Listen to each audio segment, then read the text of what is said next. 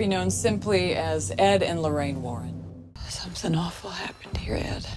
What is it?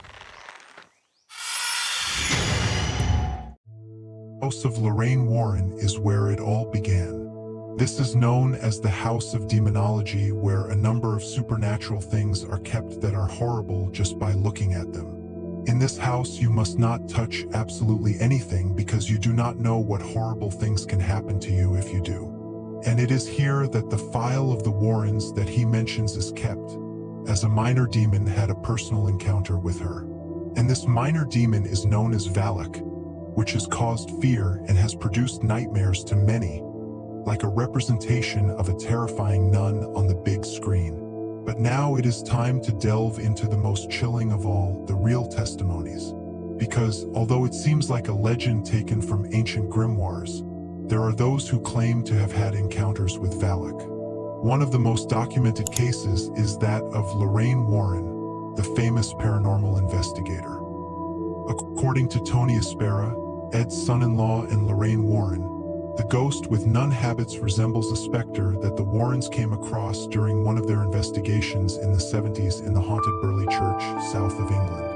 The couple decided to get involved in the case after receiving news of a series of mysterious events that were taking place in said church, including the appearance of a beheaded monk who left cryptic messages on the walls, and a specter of a nun who walked around the place at night. To investigate the subject, the Warrens had the services of several photographers to accompany them in their search for evidence of said ghosts.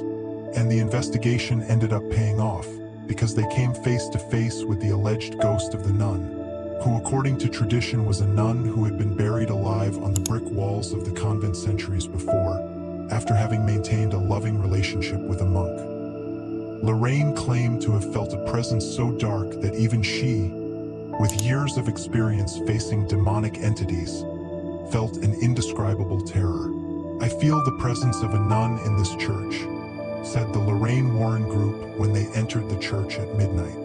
According to the testimonies, it was a closed night and there were no candles or lights on. That night, they took photographs with a 35mm camera loaded with infrared film. When the images were revealed, the image of what appeared to be a spectral nun walking down the hall, in a position of being praying, was seen. As expected, the figure of Balak in both films of The Nun and The Nun 2 is inspired by a conversation between James Wan, the director of the Warren File, the Enfield case, and Lorraine Warren, about an experience she had shortly after investigating the Amityville terrorist house in 1976. Lorraine was at home, reading, when she began to feel an evil presence, says her son-in-law. Right after, he saw a black material whirlwind enter the room, something like a blacker vortex than the night. Today, Lorraine is 91 years old and, due to health problems, has not been able to see the nun. But I think she would have enjoyed it, says Aspera. She and Ed used to say that any film that portrays evil and the devil as real is good, because it warns people that the devil exists and that it not only has to do with hidden practices.